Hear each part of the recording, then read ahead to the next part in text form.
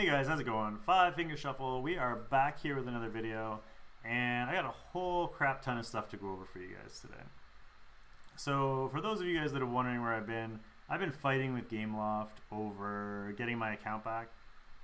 Basically, I tried to sync my baby account onto a new tablet because my tablet got stolen.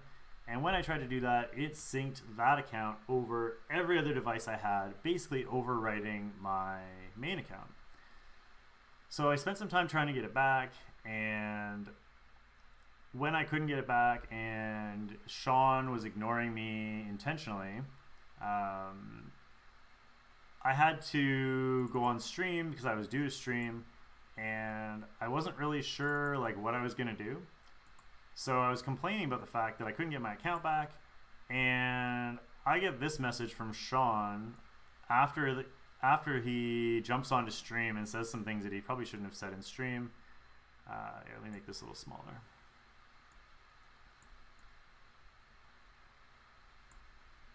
Sorry, it's way too big. There we go. It's like, so the only way to get my account back is through support. And he's like, my thought process at the moment is leaning toward more cease and desist on claims of defamation. Tell me why I would need to continue through support. Basically saying that he's gonna come after me because I'm mad about the fact that he's not doing his job. So I responded. I was just like, listen, cease and desist for what? I'm not a member of Gameloft. I'm allowed to voice my opinion. You can be mad all you want, but like, realistically, it's his job to do his job, and if he's not doing his job, I have more than the right to be able to do that. So then the conversation continues a little bit, and I write him with a message being like, so, because he basically was like, no, I'm not giving you your account back. And I was like, wait a minute, so you're telling me that you're holding my account because you're mad that I'm not happy with the fact that you guys messed up my account? And he's like, yeah. And that was it. I was like, oh, okay then. So a day went by, and I wrote him another message being like, well, like, what's going on with it? And he's just ignored me. And it's been 6 days since I asked him now about the account, and he just decided, hey, if we just don't give him his account back, then we can screw him. Basically, they're just mad because I don't know why. I'm not part of their little group, their little clique. You guys know for a long time now, they've been supporting a bunch of really toxic behavior. And I know a lot of people have filed complaints and other things like that and reported all these people, and DHC just continues to support them and join in on it as well. So I've stopped playing this game because basically I can't handle the toxic behavior, and I don't want to be a part of it, and I don't want to be drawn into their toxic behavior and be associated with it, because it's quite honestly, it's disgusting. This game had more potential than any other game I've ever played, and they've completely ruined it. It went from something that could have been the next big thing, and instead, the game that I started playing, Epic 7, has like 10 times as many players, and it's only been on for a month now, and I think it has less potential than DHC ever had. But unfortunately, the devs just drove it into the ground. First it was Claytano Gate, then it was what was the second one? Banner Gate, and then it was Tutor Gate, and now it's this. Trying to take one of their content creators and basically drive them into the ground intentionally, for no real reason other than the fact that they just don't like me. So eventually I ended up going through customer care though, and I got my account back. But what they did, instead of giving me my account back, is they just cloned it. So that's why this is up here. Let me bring this over. So as you can see here, they literally just cloned my account. They made a second one, and they wrote it over my baby account instead of giving me mine back. So now my account exists twice, except one of them is in Shufflers, and the second one, if we click on it, Oh, that's interesting. Now they're both in the shufflers. That's awesome. So it doesn't even say either of the accounts is in Epic Gaming, but one of them is in Epic Gaming. I can't access that one though for some reason because they've just given me the other one, which is in my baby guild. So now the account exists twice, but when I got it back, it had minus like 800,000 energy and, or sorry, not energy, minus 800,000 gold and minus like 80,000 or 70,000 gems. 77,000 gems, that's what it was. And so basically the account was completely unplayable. And so I wrote them a message being like, my account's minus all these gems and all this gold. Like, what the F are you going to do about it? And they wrote me back and we're like, oh, like we'll look into it. So 24 hours later, they're like, okay, it's fixed. I logged onto my account and it had 1,000 gems and 900,000 gold. And I was like, well, intentionally before this happened, I had saved up for the gold event. I had saved 4.5 to 5 million gold just to make sure I could finish the event. Plus, I had just bought gems, so I was up to 5,000 gems. And so now I'm suddenly missing 4 million gold and 4,000 gems. I wrote them back and I was like, hey, you gotta fix this. I'm missing all my stuff. They're like, okay, let's look into it. 2 days went by and they wrote me back saying, nope, this is how it was. And I know damn well it wasn't because I had just bought the packs. But they are denying it, of course. So it was just one more issue. This doesn't have to do with the dev team. This is customer care, which is completely separate.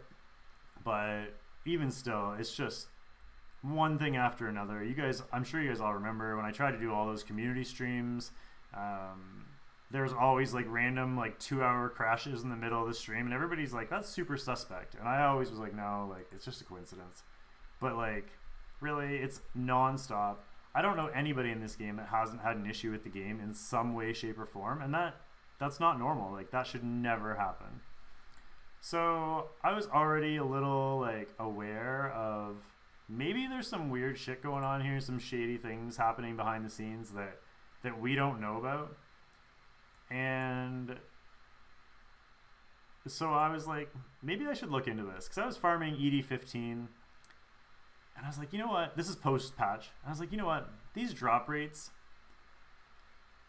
they don't seem any better. And it was kind of worrying me. I was like, it doesn't make any sense that the drop rates aren't better. Like, I was farming ED11.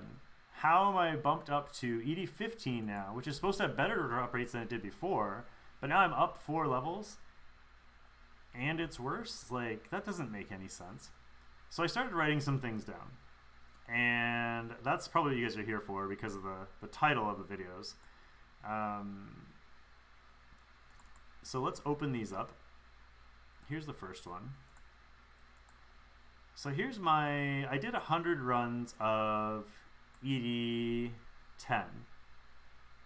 Or sorry, no, wait, which one's this? Yeah, this is 100 runs of ED10. Seems pretty standard, right? A lot of rare shards, some common discs, and 74 gear drops out of 100. Not too bad. Then the second one, this is 100 runs of ED15. So 78 gear drops. You got 4 more gear drops. You got 8 legendary shard drops.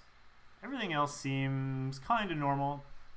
And you can look at this and be like, well, yeah, but that gear quality should be way higher. Because you're farming 15 over 14.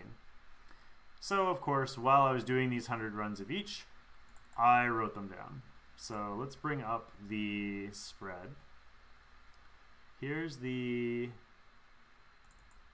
whoops, wrong one. Hold on. Here's the ED15 drops. Or no, that's drops, not, where's the gear? ED15 gear, there it is. So here's the ED15 gear, and let me open up the ED10 gear on top of it, and we'll look at them both separately. I just want to have them both up. Alright, so let me close the ED10 gear just for a second. And here's the ED15 gear. So 38 of those pieces of gear were 5-star blue, 21 were 5-star purple, and 4 legendaries that were 5-star, and then you had 8 6-star blues, 6 6-star purples, and 1 6-star legendary. If we open the ED10, this looks awfully similar. Like, yeah, there's more 5-star blues. There's only 1 5-star legendary instead of 4. But I got 15 6-star blues, 3 purples, and 1 legend for a total of 19 6-star drops compared to only 15 in ED15. I'm like, well, that's strange. Let's look at it a little further. We're like, all right, well, yeah, you got 3 more purple pieces, but you get the same amount of legendary. I'm like, you know what? That could potentially be coincidental. It could potentially just be bad RNG. But realistically, if you're jumping, so ED10 is 5 levels obviously behind ED15, but it also costs 2 energy more. It costs 10 energy to run ED15. So are you going to run ED15 for 2 energy more and you're going to get the same drops? Even if it is like the same, which doesn't look like it, to be honest. It looks like, according to these graphs, ED10 is way, way, way better in terms of 6-star drops, especially if you're getting the same amount of legendary pieces. But like, this is 6 levels above. What if you were just farming ED11? Does that mean it's going to be way worse? Like, it doesn't make any sense, right? So I was like, this is kind of close. It could just be coincidental. Even though I was pretty sure, I was like, well, 15, like if this was 11 and 10, it maybe should be this close and it should just be coincidental. But 15 to 10 is a huge gap. It shouldn't even be close. It should be heavily weighted in terms of 15, and it wasn't. So I was like, okay, let me do the same thing, but we're going to do this in Steel Widow. So let's jump over to the Steel Widow drops. This is Widow 10 drops, and then we'll open Widow 11 drops on the top. So same sort of idea, 72 pieces of gear versus 78 pieces of gear on the top, slightly more. But if you look at the rest of the drops, they all seem pretty similar, 10 to 11. But the real shocker is when we look at the 11 gear versus the 10 gear. So here's the Steel Widow 10 gear. I'm actually going to block that out for a second. And here's the Steel Widow 11 gear. So here's the Steel Widow 11 gear. This is 100 runs. 53 blue 5 stars, 14 purple 5 stars, 3 legend 5 stars. Only 8 6-star drops total. That's out of everything. There's only 8. Come over to Widow 10 and you get 12 6-star drops. So you got a 50% increase in 6-star drops, plus you got a purple and a legendary in there, and you got more 5-star legendary gear. So it was like not even close. This is head and shoulders way, way, way, way, way better to farm 10 over 11. Like not even slightly in favor of one over the other. So now I'm like, wow, like this is eye-opening. Like they're legit just scamming us. This is at the point where they're penalizing late game players for running higher dungeons in an attempt to let lower game players catch up. That's exactly what this is, and it's the only explanation for it. There is no way that is that coincidental on back-to-back tests of 100 runs of each. And even if it was that coincidental, it's just way too, like it's way too close. Even if it was even, it doesn't make sense. So what I did is I went ahead and we made a ED15 weighted chart.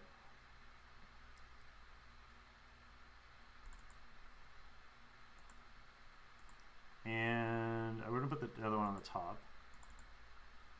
We're going to go back to ED10. Where's ED10 gear? There it is. All right, so this is what it would look like if you weighted the gear in ED15 down to 8 energy per run instead of 10 energy per run. So this is what you're getting for 8 energy. Is you're getting 6 6-star runes now, 5 purple runes, and 1 legendary instead of what you were having before.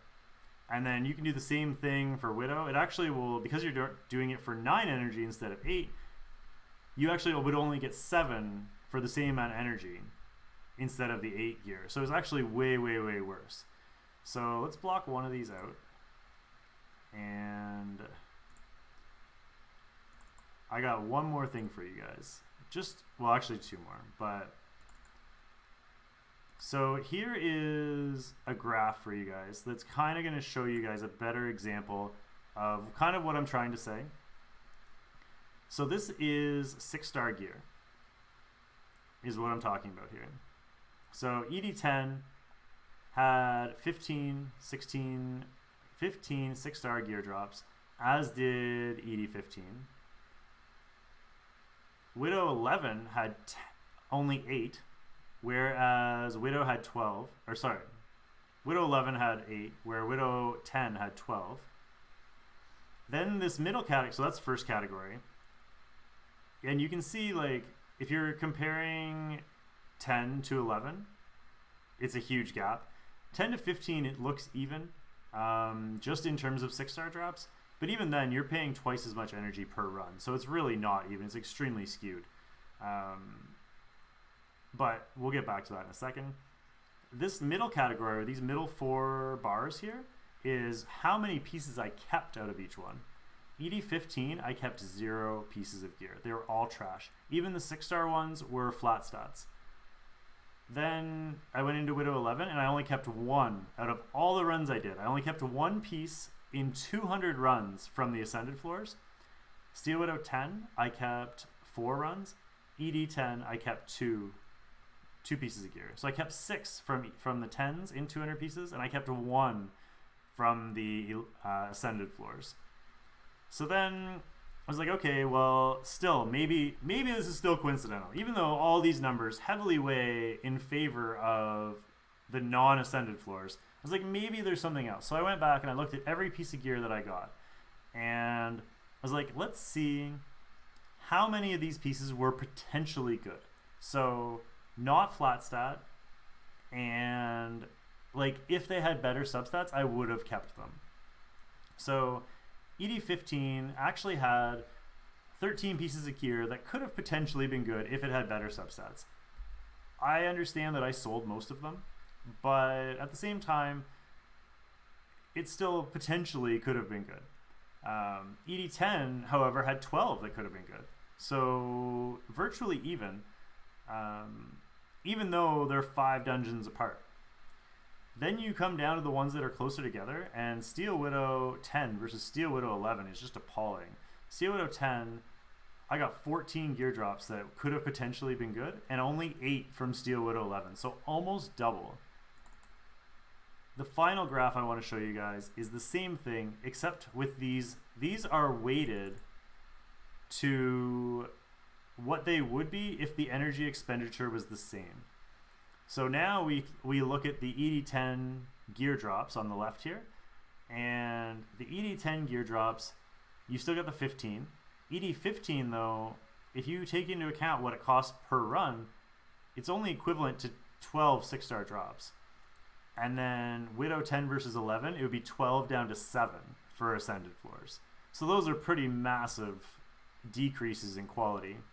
And then in terms of kept gear, it's 3-0 versus 5-1. And I mean, again, mind-blowing numbers. They're not even close. Like, it's just disgusting how not worth it is to farm Ascended floors. And then coming into potential again, ED10 trumps ED15 12-10, and Widow 10 trumps 11 14-7. It's disgusting how bad it is. I'm so sick of this game and the bullshit they try and pull on us every single day. For those of you that do stick with the game, I desperately hope that somebody sees this video and realizes the shit they're putting you guys through and how bad they're treating you guys. They're going from full out scamming you in Ascended floors plus all the issues they have, the account problems they're having, the fact that they're taking people's account and giving it back with less gems and denying that they're in there so you have to buy more, and then they're treating their content creators like shit and trying to push them out the door. I mean, it's just mind-blowing to me. I don't get it. I'm full out just done with the game. I'm gonna start that's weird. I'm gonna start streaming another game. I'm streaming Epic 7. If you guys want to come hang out over there, that you're more than welcome. Because I just can't stream this game anymore. I can't support a game that would treat their players and their content creators like this. It's appalling. Gameloft as a company, not the Montreal division, because I know you guys probably can't read or watch YouTube, but as a company, if somebody from Gameloft is watching this outside the Montreal division, you guys really got to get somebody into Montreal to save your company, because they are going to ruin your name as a company. Because what's going on in Montreal right now is disgusting, and something has to be done about it. Like, there was people in my chat today saying that somebody should press charges against Gameloft Montreal for the shit they're trying to pull on people, and I don't blame them for saying it. So, I mean, that's never gonna happen, obviously, but I'm just summoning everything right now. Let's just make sure that we're done with this. And this is gonna be my very last video, by the way. I'm not making any more DHC content. I'm not supporting Gameloft any further. I apologize to everybody who came to this channel looking for help. I wish I could help you further, but I just can't. I can't continue doing it. So I thank all you guys for all your support the last few months. I went through a lot of tough times the last few months, and you guys really helped me through it, and I really appreciate it. I don't know if I would have got through it without you guys. And on top of it, look at these summon rates. We just summoned all those and not a single laser. Well, that's a fitting way to wrap things up, guys. I hope you guys enjoyed the video. I hope it was eye-opening for you. I hope you guys at least kind of see now what it is that I've been dealing with and what kind of stuff you guys can expect to deal with if you stick with the game. So I hope you guys have a great night. Thank you so much for watching. I hope we still see you guys in stream. If not, you guys have my Discord. You can always send me a message on Discord if you just want to say hi, or if you have any questions for me, I'll be more than happy to answer. But I had to put this video out for you guys just so you guys could see the truth behind what's going on. Again, I genuinely thank you all, and take care of yourselves, and I hope to see you all soon. Bye, guys.